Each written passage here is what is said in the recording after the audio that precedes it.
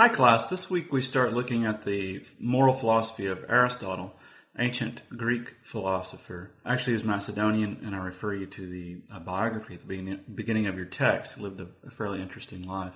I want to talk today about the good life for humans because this is the focus of Aristotelian ethics. What Aristotle is interested in is describing for us how to live the good life. Now, what we're interested in is the highest human good. And Aristotle insists that the highest human good is an activity.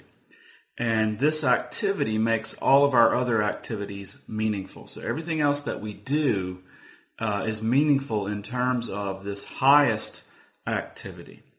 And this highest activity, the highest human good, is a meaningful activity that's not meaningful in terms of anything else. It's meaningful on its own terms. It is, if you will, the meaning of human life. So this activity, this is what makes our lives meaningful. Well, what is it? What is this highest human good? What is this activity? What is it that we all pursue that makes everything else that we do make sense? Aristotle says, as far as its name goes, most people virtually agree, for both the many and the cultivated call it happiness. So what we're talking about here is happiness. Happiness is the meaning of life. This is what makes our lives meaningful. But of course, we disagree about what happiness is, and so Aristotle wants to investigate this notion of happiness and determine what exactly happiness is. It's not whatever we think it is. Unlike Mill, Aristotle certainly doesn't agree that happiness is just whatever you desire for its own sake. Now, quickly, a word about translation. The word in your text that's being translated as happiness is eudaimonia.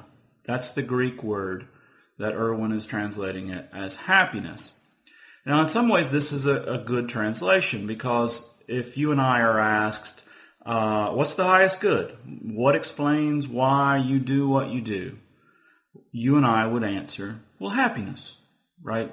We are all pursuing happiness. We're all attempting to be happy, and so it's the thing that we want out of life, and we want it for no reason. But in other ways, it's a bad translation. Aristotle is clear that the highest human good is an activity. It's a doing. It's not a state.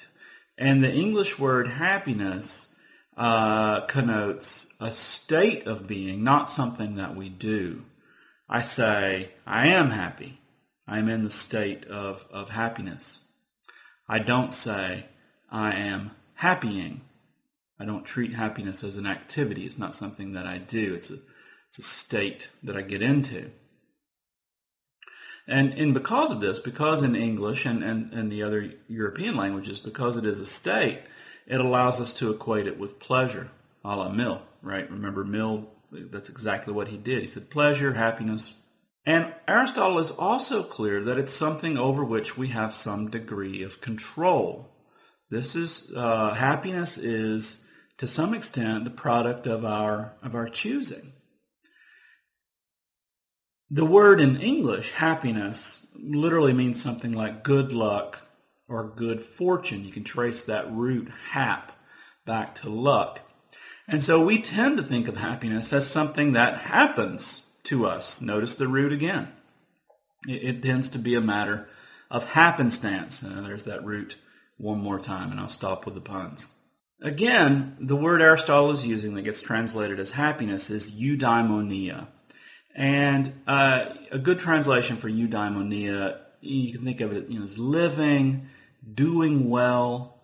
We could coin a word, as I used a moment ago. We could talk about happying, and that would sort of still capture our conceptions of what life is all about, but get Aristotle's notion that that it's an activity.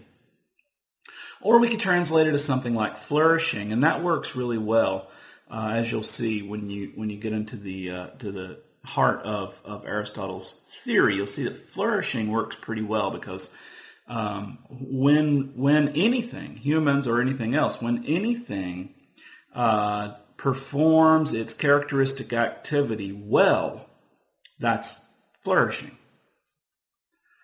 So Aristotle, his overall goal is to explain to us exactly what human flourishing is and how we might go about it, how you and I can go about living the good life.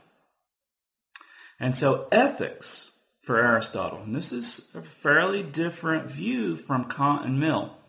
Ethics for Aristotle is determining how to live well as a human, how to live the good life. And so ethics is not a burden in a lot of ways as it is for Kant and some others. Ethics is not a burden that you and I must shoulder that runs contra to how we want to live. For Aristotle, ethics is what we all want. We all want to live well. We all want to flourish. We all want to happy.